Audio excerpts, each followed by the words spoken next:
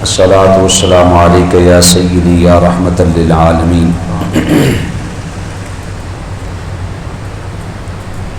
اللہ جل جلالہ وعم نوالہ واتم برہانہ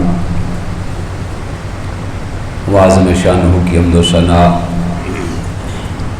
امام الانبیاء فخر الانبیاء حضور زینت کائنات بزم کائنات محسن انسانیت اسوہ عالمیت احمد مجتبیٰ جناب محمد مصطفیٰ علیہ تحیت و ثنا۔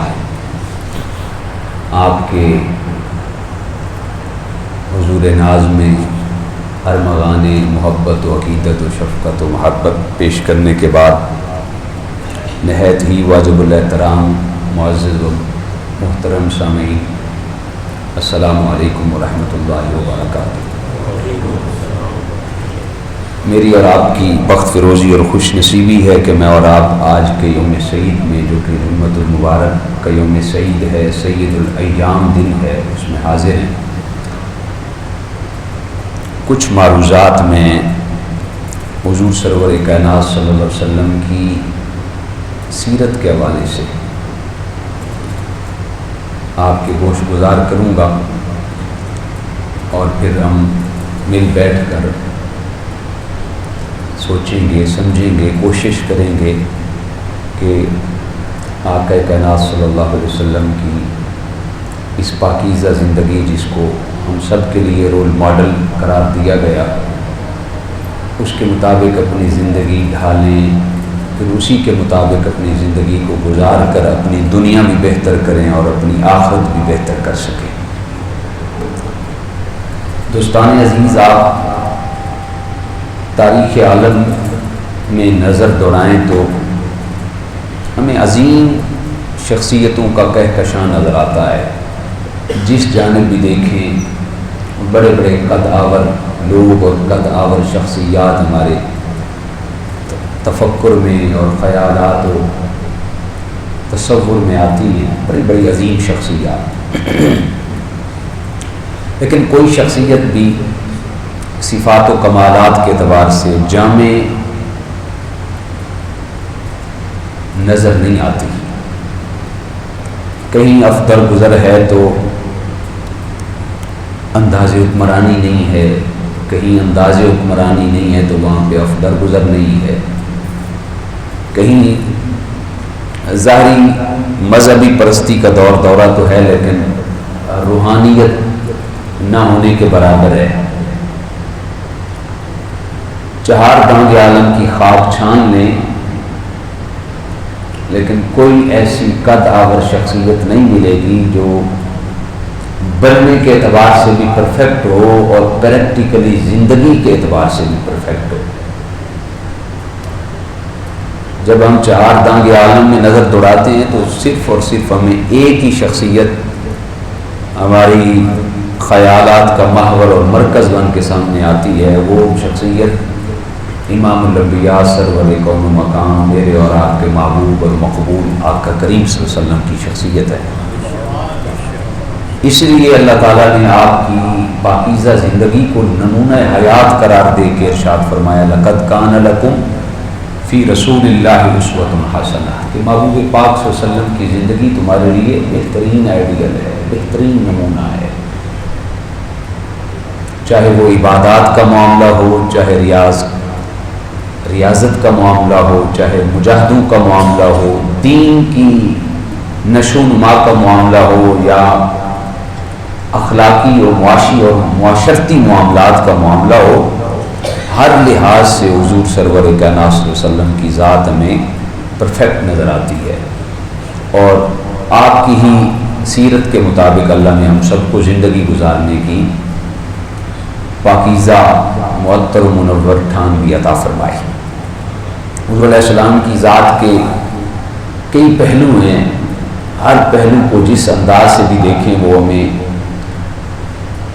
زندگی گزارنے کے اعتبار سے روشنی میسر کرتا نظر آتا ہے۔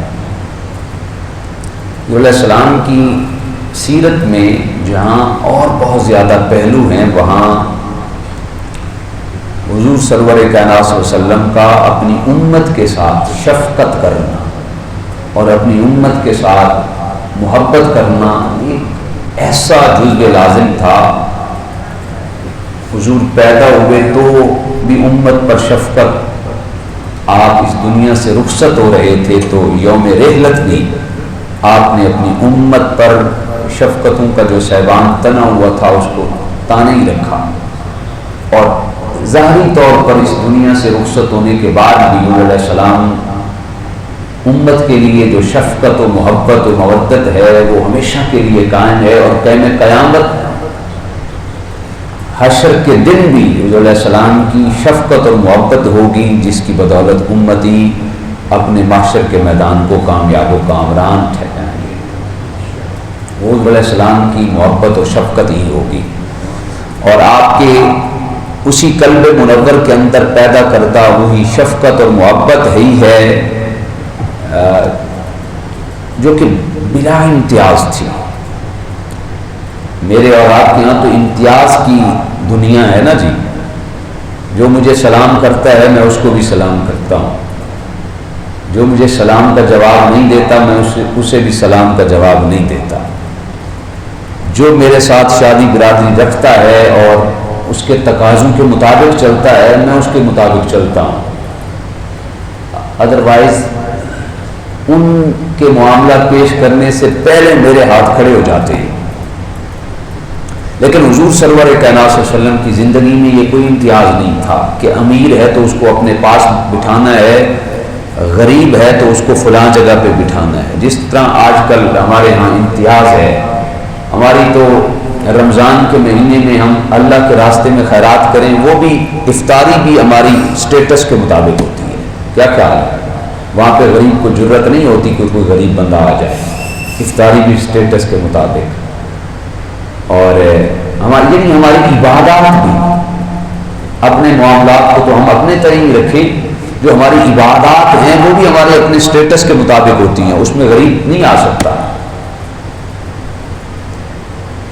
لیکن حضور سرور کائنات صلی اللہ علیہ وسلم کی زندگی مبارک اس چیز سے بالکل کوسوں دور۔ آپ کی زندگی مبارک میں، آپ کی سیرت میں جتنی حیثیت امیر کو حاصل تھی اس سے بھی زیادہ حیثیت غریب کو حاصل تھی۔ حضور سرور کائنات صلی اللہ علیہ وسلم نے یہ بلا تفریق بلا امتیاز حضور علیہ السلام نے اپنی سیرت کو امت کے لیے رول ماڈل اور اسوہ نور بنا کے چھوڑا۔ اس میں گناہگار اور فرما بردار کا بھی معاملہ نہیں۔ حضور علیہ السلام نے گناہگاروں کو بھی پیچھے نہیں رہنے دیا کہ یہ گناہگار ہیں ان کو اپنے قریب بٹھاؤں یا قریب نہ بٹھاؤں، یہ نیکوکار ہے فرما بردار ہے اس کو قریب بٹھاؤں اور گناہگاروں کو پیچھے کر دوں، نہیں، بلکہ حضور سرور کائنات صلی اللہ علیہ وسلم نے تو ہمیشہ گناہگاروں کو اپنے قریب سے قریب تر کیا۔ ابن ماجہ کتاب الزہد کی حدیث پاک ہے، حضور علیہ السلام نے فرمایا خیرت بین الشفاعۃ و بین ان يدخل نصف امت الجنہ۔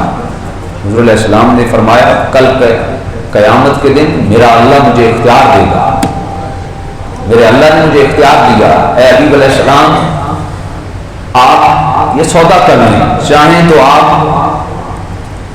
آدھی امت کو بغیر حساب و کتاب کے جنت میں داخلے والا سودا قبول کر لیں یا آپ حق کے شفاعت لے لیں۔ تو حضور علیہ السلام نے اس موقع پر گناہگاروں کو یاد رکھا، فرما برداروں کو بھی یاد رکھا۔ حضور علیہ السلام فرماتے ہیں فاخترت الشفاعۃ، میں نے حق کے شفاعت کو لے لی۔ یعنی گویا حضور نہیں چاہتے تھے نیکوکار تو چلے جائیں لیکن گناہگار پیچھے رہ جائیں، نہیں، یہ تفریق نہیں تھی حضور علیہ السلام کی زندگی میں۔ گناہگار ہو تو بھی حضور علیہ السلام اس کو اتنا ہی ٹائم دیتے، فرما بردار ہو تو بھی اتنا ٹائم دیتے، بلکہ گناہگاروں کے لیے حضور علیہ السلام کا ایک الگ ہی محبت کا انداز تھا۔ حضور علیہ السلام فرماتے ہیں، یہ بخاری کی حدیث ہے، 5945 نمبر حدیث ہے، اور مسلم کی، اور اسی سے پھر دیگر محدثین نے اپنی اپنی تصانیف میں بھی اس کو لیا۔ حضور علیہ السلام فرماتے ہیں، جناب حضرت ابی ہریرہ روایت کرتے ہیں، ان ابی ہریرہ رضی اللہ تعالی عنہ ان رسول اللہ قال لكل نبی دعوت مستجابۃ یدعوہ بہا۔ حضور علیہ السلام فرماتے ہیں ہر نبی کو اللہ نے ایک دعا کا اختیار دیا ہے، اور وہ دعا مستجاب دعا ہے، یعنی ہر حال میں قبول ہوتی ہے، جس وقت مانگیں، جب چاہے مانگیں، ہر نبی کو دعا مانگنے کا اختیار ہے۔ لیکن حضور علیہ السلام فرماتے ہیں اللہ اکبر، میں نے وہ جو دعا کا اختیار تھا حضور علیہ السلام فرماتے ہیں وہ بھی میں نے اپنی امت کے لیے آخرت کے دن تک اس کو بھی مؤخر کر کے رکھا۔ میں نے اس دعا کو زندگی میں نہیں، بڑے بڑے مشکل معاملات آئے آپ کے کائنات کی پاکیزہ سیرت میں، حتیٰ کہ یہاں تک کہ 2 مہینوں تک حضور علیہ السلام کے گھر میں چولہا نہیں جلتا تھا۔ حضور دعا مانگتے یا اللہ میں امام الانبیاء ہوں، میرے گھر میں 2 مہینوں تک چولہا نہیں جلتا، دعا مانگتے۔ اور حضور نے ایک جگہ پہ فرمایا اے عائشہ اگر میں چاہوں تو یہ احد پہاڑ میرے پیچھے سونا بن کے چلتا ہے۔ دعا نہیں مانگی۔ میرے آقا فرماتے ہیں ہر نبی کو یہ دعا کا اختیار ہے، یہ امت پر شفقت ہے، یہ امت پر رحمت ہے، اور یہ امت کے لیے چاہت ہے رحمت کائنات صلی اللہ علیہ وسلم کی۔ ہر نبی کو اختیار ہے وہ دعا مانگے، اللہ اسی وقت فوراً قبول کر لے۔ لیکن حضور فرماتے ہیں اس دنیا کے اندر میری امت کا نکھار اور سدھار تو میری موجودگی کی وجہ سے ہے ہی ہے۔ وما کان اللہ لیعذبہم وانت فیہم، سورہ انفال کے اندر آتا ہے اللہ پاک فرماتا ہے اے محبوب پاک مجھے زیب ہی نہیں دیتا آپ کے ہوتے ہوئے میں آپ کی امت کو عذاب میں مبتلا کروں، یہ نہیں ہو سکتا۔ بنی اسرائیل کا دیکھیں، رات کو گناہ کرتے، صبح اٹھتے بعد میں پیشانی پہ پہلے لکھ دیا جاتا اس نے رات کو یہ گناہ کیا ہے۔ جو درسال ہوتی ہے، گھر کی چوکھٹ اور دہلیز ہوتی ہے، وہاں پہ لکھ دیا جاتا۔ لیکن اللہ فرماتا ہے بابو مجھے یہ میری شایان شان ہی نہیں ہے، آپ کی امت ہو اور آپ بھی اس دنیا آپ و بیٹوں پہ تجریب فرما ہوں اور میں آپ کی امت کو تقریب میں مبتلا کروں، عذاب میں مبتلا کروں نہیں۔ حضور فرماتے ہیں جس طرح میری موجودگی کی وجہ سے تمہاری دنیا سلامت ہے اور اس دعا کو تمہاری آخرت کی سلامتی کے لیے میں نے مؤخر کر رکھا ہے۔ یہ حضور علیہ السلام۔ اچھا اس سے بھی آگے حضور علیہ السلام کی شفقت دیکھیں، کتنی شفقت ہے محبوب پاک کی اپنی امت کے ساتھ۔ ایک شفقت ہماری بھی ہے اپنے ملازمین اور ماتحت لوگوں کے ساتھ، ہم نے دیکھنا ہے کہ ہم اپنے ماتحتوں کے ساتھ کیسا سلوک کرتے ہیں۔ لیکن حضور علیہ السلام فرماتے ہیں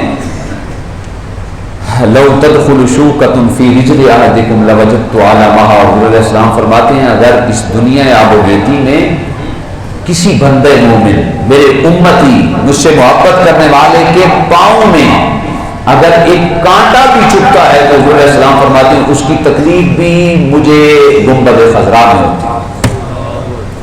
ایک کانٹا مجھے چبھ رہا ہے لیکن ڈھونڈ کے لائیں ایسا معبود، ڈھونڈ کے لائیں ایسا شفیق جو امت پر ایسی شفقت کرنے والا ہو۔ ماں بھی اتنا پیار نہیں کرتی اولاد سے جتنا پیار حضور تاجدار کائنات کرتے ہیں اپنی امت سے، جتنی شفقت حضور علیہ السلام کی اپنی امت سے ہے۔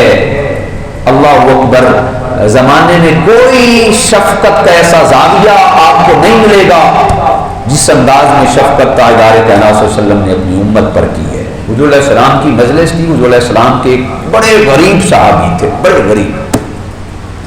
یہ مختلف اسناد کے ساتھ یہ واقعہ ملتا ہے۔ ایک روایت کے مطابق یہ حضرت جلیبیب رضی اللہ تعالیٰ عنہ کے حوالے سے مشہور ہے، ایک روایت میں ایک اور صحابی کے حوالے سے مشہور ہے۔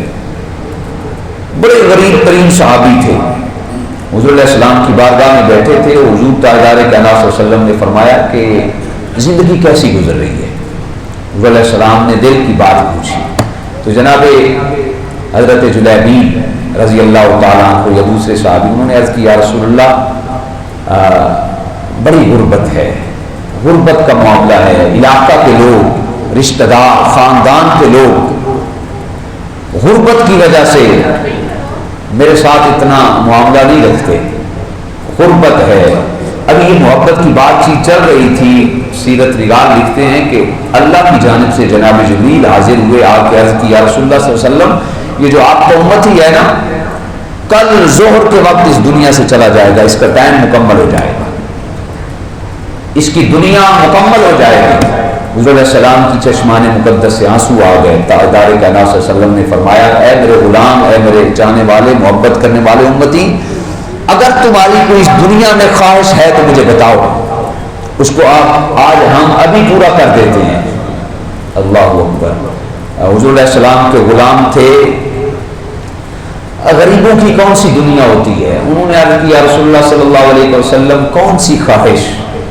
آج تک مجھ سے کسی نے کسی خواہش کا نہیں پوچھا. مجھ سے اپنے بیگانے تو بیگانے اپنے بھی دور رہتے ہیں، اور غریبوں کے جہاں میں وقت بھی نہیں گزرتا. غربت کا وقت بڑا مشکل ہوتا ہے، وقت بھی پوچھ پوچھ کے گزرتا ہے غریب کے لیے. غربت کے جہاں میں وقت بھی نہیں گزرتا. کبھی غریبوں کی شامیں نہیں ہوتی، کبھی غریبوں کا دن نہیں ہوتا، کبھی غریبوں کی صبح نہیں ہوتی. غریب بیمار ہو جائے تو بھی اس کے علاج معالجے کے لیے ٹائم نہیں ہے. ٹائم ہے تو پیسہ نہیں ہے، پیسہ ہے تو علاج کا وہ تشخیص نہیں ہے. حضور رحمت کائنات نے جب پوچھا نا بتاؤ تمہاری کوئی خواہش ہے، حضور کی چشمان سے مقدس سے آنسو جاری تھے.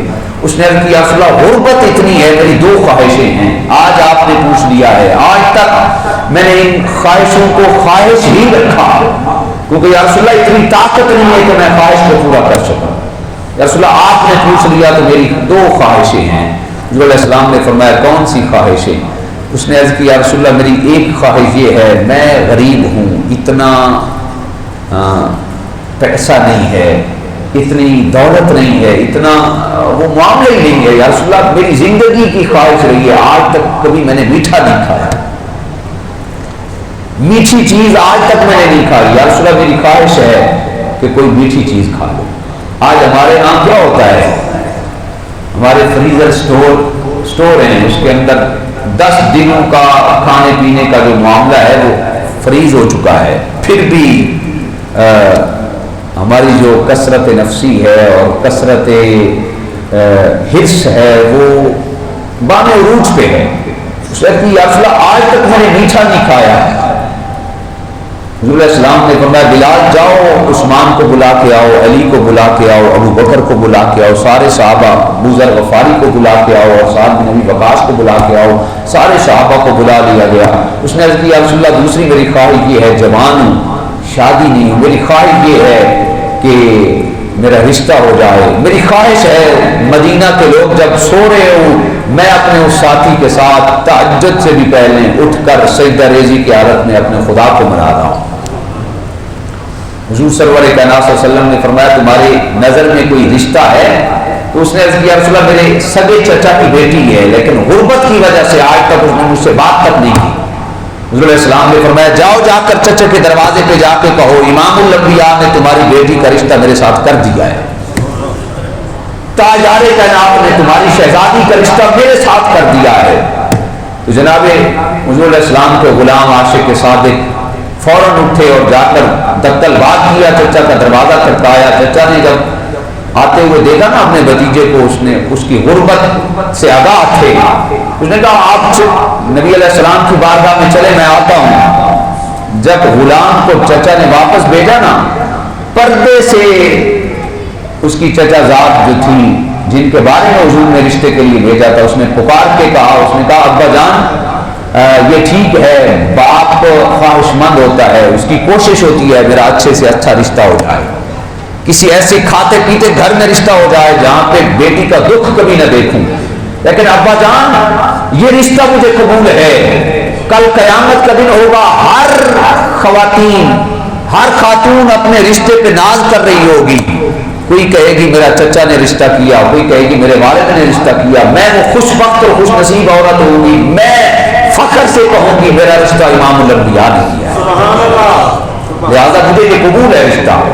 حضور تاجدار کائنات صلی اللہ علیہ وسلم نے اسی دن پھر اس کا نکاح پڑھوا دیا. حضور علیہ السلام نے ایک صحابی کو فرمایا تمہارا گھر خالی ہے، تم گھر دینا چاہتے ہو کچھ دن کے لیے؟ اس نے عرض کی حضور گھر حاضر ہے.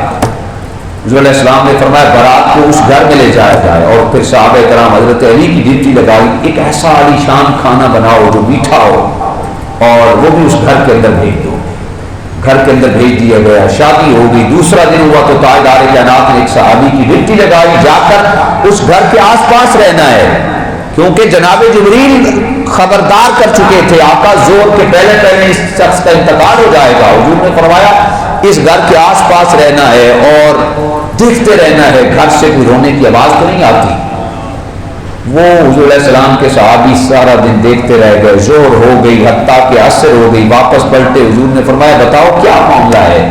اس نے عرض کی حضور وہاں پہ تو خوشیاں ہی خوشیاں ہیں، مسرتیں ہی مسرتیں ہیں۔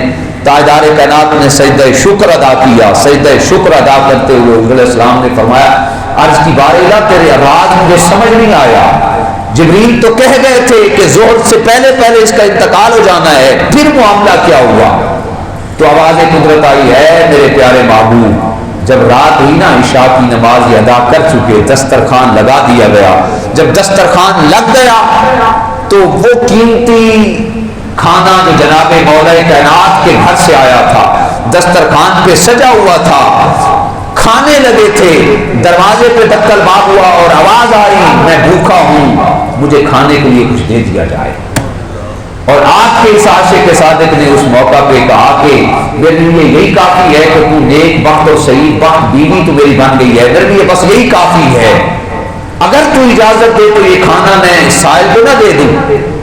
اس نے یہ کھانا سائل کو دیا، آواز قدرت آئی ہے میرے پیارے محبوب، آپ کے اس غلام نے یہ کھانا سائل کو دیا، سائل کے ہاتھوں میں جب کھانا آیا تو سائل نے دعا دی اللہ تمہاری زندگی کی خوشیوں کو سلامت رکھے، اللہ تمہارے رشتے کو سلامت رکھے، اللہ تمہارا اولاد کثیر عطا کرے اور تمہارا خاندان تمہاری خوشیوں کو دیکھتا رہ جائے۔ تو آواز آئی اے پیارے محبوب تقدیر تو یہی تھی جو میں نے جبریل کے ذریعے پیغام کی صورت میں بھیج دی تھی، یا رسول اللہ تقدیر یہی تھی، لیکن اس شخص نے وہ کھانا میرے راستے میں صدقہ کر دیا ہے، آج ہم نے اس تقدیر کو بدل کر اس کی زندگی کو کثیر دولت سے مالا مال کر دیا ہے۔ کوئی ایسی محبت اور شفقت زمانے کے اندر اپنے غلاموں کے ساتھ جس کا کوئی نہیں ہوتا تھا، حضور علیہ السلام نے اس کا رشتہ ایک عام شخص نہیں بلکہ قبیلے کے سردار کے گھر میں رشتہ کر دیا۔ اتنی شفقت اور اتنی محبت، حضور علیہ السلام اپنی امت پر بڑے شفیق، بڑے رحیم۔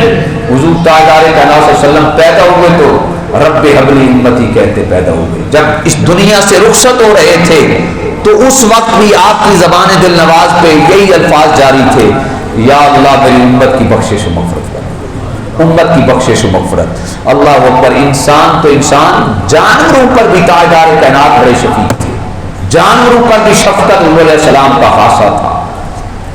اللہ اکبر، حضرت تمیم داری رضی اللہ تعالیٰ عنہ روایت کرتے ہیں کہ ہم حضور علیہ السلام کے ساتھ تھے، حضور علیہ السلام کی مجلس میں تھے اور اچانک ہم نے دیکھا کہ ایک اونٹ دوڑتا ہوا، حضور سید اعلیٰ حضرت نے اس بات کو الامن والعلا کے اندر ابن ماجہ سے لیا اور السبل الہدی والرشاد کے اندر امام یوسف صالحی نے اس روایت کو کوٹ کیا۔ حضرت تمیم داری کہتے ہیں کہ اونٹ دوڑتا ہوا بھاگتا ہوا حضور کی مجلس میں آ گیا، ہم دیکھ رہے تھے، جب اونٹ آیا تو اس نے آتے ہی حضور علیہ السلام کو سجدہ کیا، حضور علیہ السلام کے پاؤں کو چوما۔ صحابہ کہتے ہیں کہ ہم نے عرض کی نحن آپ کو انسجد الیہ، یا رسول اللہ ہم زیادہ حق رکھتے ہیں، یہ اونٹ بے زبان ہو کر آپ کو سجدہ کر رہے ہیں، ہم تو سینے میں دھڑکتا ہوا دل رکھتے ہیں، آقا ہم تو عقل رکھتے ہیں، یہ بے عقل ذات آپ کو سجدہ کر رہی ہے اور آپ سے محبت کا اظہار کر رہی ہے، آقا ہم تو آپ کے چاہنے والے، آپ کے متوالے، آپ کے غلام اور سینے میں دھڑکتا ہوا دل رکھتے ہیں، ہم زیادہ حق رکھتے ہیں کہ آپ کو سجدہ کریں۔ حضور علیہ السلام نے فرمایا صحابہ یہ تو جانور ہے، اس کو عقل نہیں ہے، تم تو عقل رکھتے ہو، میری شریعت میں سجدہ تعظیمی جائز نہیں ہے۔ حضرت تمیم داری کہتے ہیں کہ حضور علیہ السلام کی بارگاہ میں وہ اونٹ آیا اور آتے ہی اس نے تاجدار کائنات کی کان مبارک میں کوئی بات کی، کان مبارک میں بات کی، حضور علیہ السلام نے کی آنکھوں سے آنسو جاری ہو گئے، حضور علیہ السلام روئے اور حضور علیہ السلام نے پھر اس اونٹ کی پشت پہ ہاتھ پھیرا، حضور علیہ السلام نے فرمایا فکر نہ کر اب تو آ گیا ہے، اب تیری مشکل حل ہو جائے گی۔ حضرت تمیم داری کہتے ہیں ابھی یہ بات چیت ہو رہی تھی، ہم نے دور سے لوگوں کو آتے ہوئے دیکھا، ہاتھ میں خنجر ہیں، رسیاں ہاتھوں میں ہیں اور دوڑ کے آ رہے ہیں حضور علیہ السلام کی بارگاہ میں۔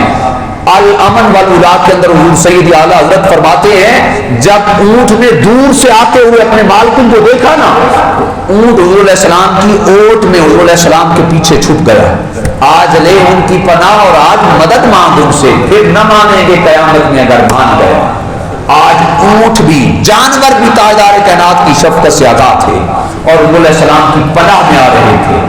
حضور علیہ السلام نے جب ان کو دوڑتے ہوئے آتے ہوئے دیکھا تو حضور علیہ السلام نے فرمایا کیا معاملہ ہے؟ انہوں نے عرض کی حضور یہ ہمارا اونٹ ہے، ہم اس کو ذبح کرنا چاہتے تھے تو یہ دوڑ کے آپ کے پاس آ گیا ہے، آقا ہم اس کو لینے کے لیے آئے ہیں۔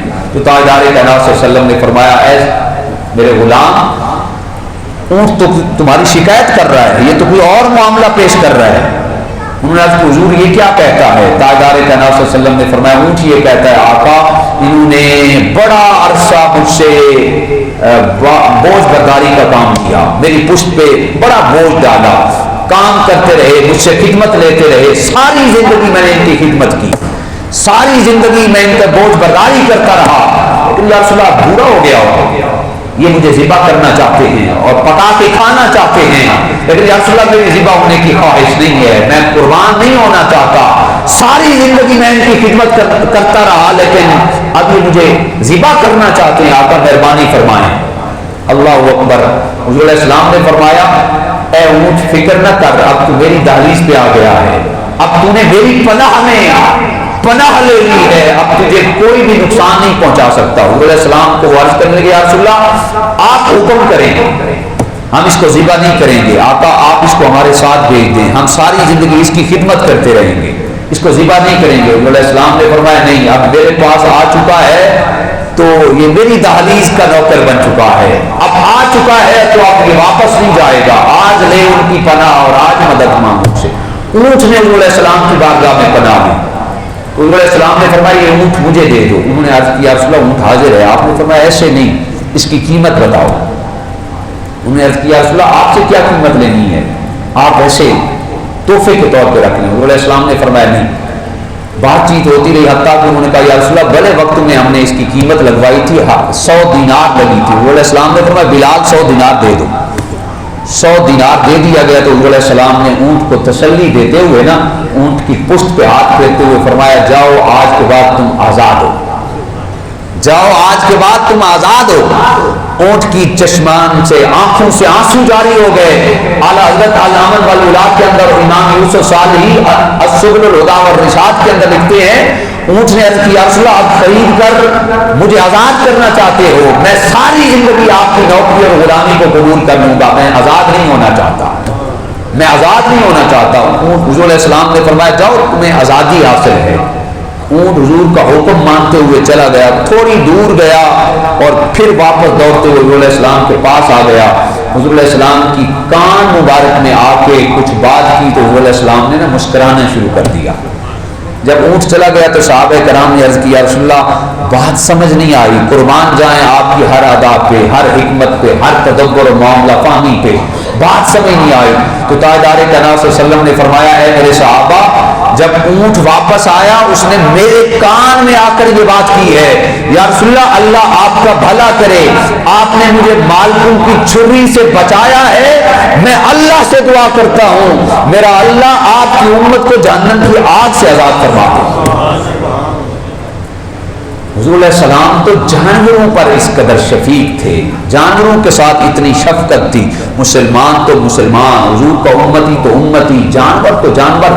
حضور علیہ السلام تو غیر مسلموں کے لیے بھی بڑی رحمت تھے، غیر مسلم۔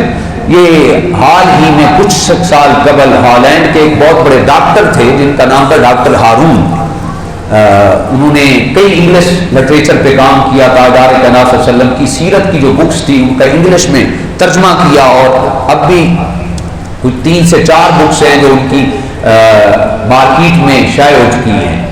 ڈاکٹر ہارون ہالینڈ کے رہنے والے تھے اور غیر مسلم تھے۔ وہ کہتے ہیں کہ میرے دل میں جذبہ تھا کہ میں نے انسانیت کی خدمت کرنی ہے، اور لیکن اسلام کا میں بہت بڑا خلاف تھا، اسلام کے ماننے والوں کو، مسلمانوں کو میں دہشت گرد سمجھتا تھا، کیونکہ میرے مائنڈ سیٹ کے اندر ایک ایسا نقشہ یہ فیل کر دیا گیا تھا کہ مسلمان دہشت گرد کرتے ہیں، یہ بم بلاسٹ کرتے ہیں، یہ فلان۔ میں اسلام سے کوسوں دور رہتا، لیکن دل کی یہ خواہش تھی کہ میں انسانیت کی خدمت کروں جو بلا امتیاز ہو، جس کے اندر رنگ و نسل کا معاملہ نہ ہو، لیکن جو ہی اسلام کا نام آتا تو میں بچ کے پیچھے ہو جاتا۔ میں نے ایک تنظیم قائم کرنا چاہی جو انسانیت کی خدمت کرے اور بلا امتیاز خدمت کرے، اور وہ لوگوں کی خدمت کرتی رہے اور انٹرنیشنل لیول تک لوگوں کی خدمت کرے۔ میں مختلف تنظیمی امور کے ان کے منشور کو اکٹھا کیا اور میں ان کے منشور کو دیکھتا رہا۔ ہر ادارے کا اپنا ایک منشور ہوتا ہے، اور پھر جب لوگ کام کرتے ہیں تو اپنے ٹیبل پہ وہ ہر چیز پڑی ہوتی ہے۔ جو ریسرچر ہیں ان کے نزدیک ان کا کمرہ ہی اپنا ایک الگ ہوتا ہے۔ ڈاکٹر حنون صاحب کہتے ہیں کہ مصر سے ایک عالم دین آئے ہالینڈ میں اپنے کام سے، جب ان کا کام ہو گیا تو جاتے ہوئے نا ان کی نظر میرے ٹیبل پہ شیشے کے نیچے ان منشور پہ پڑ گئی جو میں ایک تنظیم کے لیے اس کا گراؤنڈ ورک اور اس کی تنظیم سازی کے لیے جو اس کا میں ماٹو بنا رہا تھا، لائے عمل بنا رہا تھا، جو قواعد و ضوابط بنا رہا تھا۔ تو اس مصر کے عالم دین نے پوچھا کہ کیا تم انسانیت کی خدمت کے لیے کوئی تنظیم بنا رہے ہو؟ تو ڈاکٹر ہارون کہتے ہیں میں نے کہا ہاں بالکل بنا رہا ہوں۔ تو مصر کے عالم دین ڈاکٹر ہارون صاحب کہتے ہیں مصر کے اس عالم دین نے بڑھتے ہوئے لفظوں میں جاتے جاتے نا ایک جملہ میرے ذہن میں چونک دیا اور کہا کہ اگر تنظیم بنا رہے ہو، انسانیت کی خدمت کا جذبہ رکھتے ہو، تو اگر موقع مل جائے، وقت مل جائے تو ہمارے نبی مہربان کی سیرت کو ضرور پڑھنا، نبی مہربان محمد مصطفیٰ کی سیرت کو ضرور پڑھنا۔ ڈاکٹر ہارون صاحب کہتے ہیں کہ میں مصروف ترین آدمی تھا، ایک دن میں نے دل میں سوچا چلیں مسلمانوں کے نبی کی سیرت کو پڑھتا ہوں۔ میں اپنے کمپیوٹر پہ اپنے سسٹم پہ بیٹھا تو میں نے انگلش لٹریچر میں حضور علیہ السلام کی سیرت کی ایک بک کو کھولا، اور سب سے پہلے جو ایک واقعہ جو حدیث میرے نظر میں آئی اس کو امام یوسف صالحی نے السبل الہدی والارشاد کے اندر لکھا، امام منذری نے الترغیب والترہیب کے اندر، امام سمعودی نے، اور دیگر اسی طرح کنز العمال کے اندر یہ حدیث پاک ہے، اور بہت ساری حدیث کی بکس کے اندر کہ حضور تاجدار کائنات صلی اللہ علیہ وسلم نے جو حدیث پاک وہ کہتے ہیں میرے سامنے آئی، پہلی حدیث جس کو دیکھ کر میں نے کلمہ پڑھ لیا۔ ڈاکٹر ہارون صاحب کہتے ہیں اس حدیث کو دیکھ کر، سیرت کے اس ایک واقعہ کو دیکھ کر میرے دل کے اندر جو اسلام کی تحریک پیدا ہوئی، وہ کہتے ہیں کہ حضور تاجدار کائنات صلی اللہ علیہ وسلم نے ایک دن جناب حضرت بلال کو سلمان فارسی کو ساتھ لیا اور فرمایا جلدی چلو، بڑا ضروری کام ہے، ہم نے اس کام پہ جانا ہے۔ جناب حضرت بلال جناب حضرت سلمان فارسی حضور علیہ السلام کے ساتھ ہیں، راستے میں چل رہے تھے، اچانک ایک جگہ پہ حضور علیہ السلام نے دیکھا ایک بڑھیا خاتون ہے جو راستے کے کنارے کھڑی رو رہی ہے۔ حضور علیہ السلام نے فرمایا بلال اس خاتون سے پوچھو کیا معاملہ ہے، کیوں رو رہی ہے؟ تو حضرت سلمان فارسی نے عرض کیا یا رسول اللہ آپ کا ایک مشن ہے، قیمتی کام ہے، بڑی جلدی ہے آپ کو، آپ تشریف لے چلیں، میں اس خاتون سے پوچھتا ہوں۔ تاجدار کائنات صلی اللہ علیہ وسلم نے فرمایا اس بڑھیا خاتون کے آنسوں کو پوجنے سے زیادہ، ان کو صاف کرنے سے زیادہ مجھے کوئی ضروری کام نہیں ہے۔ پہلے میں اس کی داد رسی کروں گا، پہلے میں اس کی وجہ اور خریت دریافت کروں گا، پھر آگے جاؤں گا۔ سلام اس پر کہ جس نے بے قصوں کی دستگیری کی، سلام اس پر کہ جس نے دشمنی میں بھی دلگیری کی، سلام اس پر کہ جو دشمنوں کی گالیاں سن کر جس نے دعائیں دی، سلام اس پر کہ جس نے دشمنوں کو بھی دعائیں دی۔ حضور علیہ السلام قریب گئے اور بڑھیا خاتون سے پوچھا اماں پریشان کیوں ہے، وجہ کیا ہے، روتی کیوں ہے؟ اس نے کہا کہ کیا بتاؤں، بڑھیا ہو چکی ہوں، میں غریب ہوں، ناتواں اور کمزور ہوں، میری مالک نے مجھے 5 درہم دیے تھے اور جا کر تیل لینے کے لیے بھیجا تھا، میں تیل لے کے آ رہی تھی، بڑھیا خاتون ہوں، ہاتھ اعضاء کام نہیں کرتے، یہاں سے آ رہی تھی اچانک میرے ہاتھ سے بوتل نیچے گری اور وہ 5 درہم کا جو تیل تھا وہ نیچے زمین پہ گر گیا اور وہ زمین وہ تیل پی گئی ہے اور زمین نے کہاں واپس کرنا ہے تیل؟ اب میں پریشان ہوں، ایک تو اس وجہ سے پریشان ہوں کہ تیل نیچے گر گیا ہے، میری مالکن بڑی سخت ہے، اور دوسرا اس وجہ سے پریشان ہوں کہ اتنی لیٹ ہو گئی ہے، اتنی تاخیر ہو گئی ہے، میری مالک تو مجھے گھر سے نکال دے گی اور مجھے سخت اذیتیں اور تکلیفیں دے گی۔ حضور تاجدار کائنات صلی اللہ علیہ وسلم نے فرمایا بلال جلدی جاؤ، گھر سے جا کے 5 درہم لے کے آؤ۔ 5 درہم جناب حضرت بلال لے کے آئے اور وہ تیل لیا گیا۔ تیل لینے کے بعد حضور علیہ السلام نے فرمایا اس نے کہا کہ ابھی بھی میری پریشانی ہے، اس نے عرض کہ حضور تیل تو مل گیا ہے، اے خوبصورت شخصیت والے تیل تو مل گیا ہے لیکن پریشانی آگے کی ہے کہ میری مالکن نے مجھے مارنا ہے کہ اتنی تاخیر سے کیوں آئی ہے؟ حضور علیہ السلام نے فرمایا اچھا بتاؤ اس کا گھر کہاں ہے، ہم تمہیں چھوڑ کے آتے ہیں۔ ہم تمہیں چھوڑ کے آتے ہیں۔ اللہ اکبر، بڑھیا خاتون آگے آگے ہے، جناب تاجدار کائنات جناب حضرت سلمان فارسی جناب حضرت بلال پیچھے پیچھے ہیں۔ گویا حضور علیہ السلام تاریخ کی ہر کتب کے اندر ہے کہ حضور پیچھے تھے، بڑھیا خاتون آگے، گویا رحمتوں کے سارے خزانے اس بڑھیا خاتون کے پیچھے پیچھے چل رہے تھے۔ حضور علیہ السلام فرماتے ہیں، حضرت بلال حضرت سلمان فارسی فرماتے ہیں، اس نے مدینہ کی ساری گلیوں کا راؤنڈ اباؤنڈ گھمایا۔ جب مدینہ ختم ہوا نا، وہ ایک صحرا میں پہنچی، صحرا میں ایک گھر تھا، دکل بات کیا، دیکھا تو خاتون باہر آئی۔ اس نے دروازہ کھولا تو وہ خاتون کہتی ہیں کہ میں نے نور کے حالے میں لپٹی ایک خوبصورت شخصیت کو دیکھا، نگاہیں نیچی ہیں اور نگاہیں نیچے جھکی ہوئی ہیں۔ میں نے کہا کہ کیسے آنا ہوا؟ نگاہیں جھکا کر تاجدار کائنات فرمانے لگے، اس کو ڈانٹنا نہ، اس کا کوئی قصور نہیں ہے، اس کا تیل نیچے گر گیا تھا، اب تیل بھی موجود ہے، میں اسے چھوڑنے کے لیے آیا ہوں، تاخیر سے آئی ہے، میں اسے چھوڑنے کے لیے آیا ہوں، خدا را اس کو تکلیف نہ دینا۔ تو عورت کہتی ہے نظریں جھکی ہوئی ہیں اور خوبصورت شخصیت، اور جب میں نے وعدہ کر لیا نا میں کچھ بھی نہیں کہوں گی، تو نگاہیں اٹھا کے اس خوبصورت شخصیت کے مالک کہنے لگے، اماں اگر اب مجھے اجازت ہے تو میں واپس جا سکتا ہوں؟ اماں نے شکریہ ادا کیا۔ تو حضرت بلال کہتے ہیں تاجدار کائنات واپس پلٹے تو میں تھوڑا پیچھے تھا، وہ دونوں خواتین دوڑ کے میرے پاس آئیں اور آ کے مجھ سے پوچھا، تعارف تو کرواتے جائیں، یہ خوبصورت شخصیت ہیں کون؟ جناب حضرت بلال حبشی رضی اللہ تعالیٰ عنہ فرمانے لگے، زمانہ جن کو محمد الرسول اللہ کہتا ہے، یہی محمد الرسول اللہ امام الانبیاء سرور کون و مکان ہے۔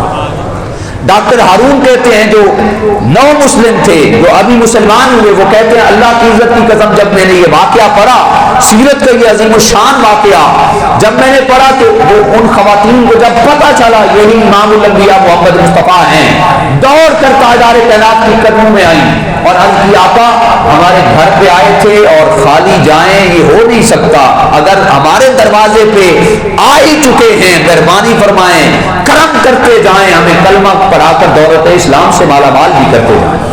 ڈاکٹر انوپ صاحب کہتے ہیں میرے سسٹم کے اندر کمپیوٹر پر یہ واقعہ میں پڑھ رہا تھا، ادھر جو ہی ان دو خواتین نے کلمہ پڑھا، ادھر بے ساختہ میری زبان پہ یہ الفاظ جاری ہو گئے، اشہد ان محمد رسول اللہ صلی اللہ علیہ وسلم، اے امام الانبیاء میں گواہی دیتا ہوں آپ اللہ کے سچے پکے اور ڈھکے رسول ہیں۔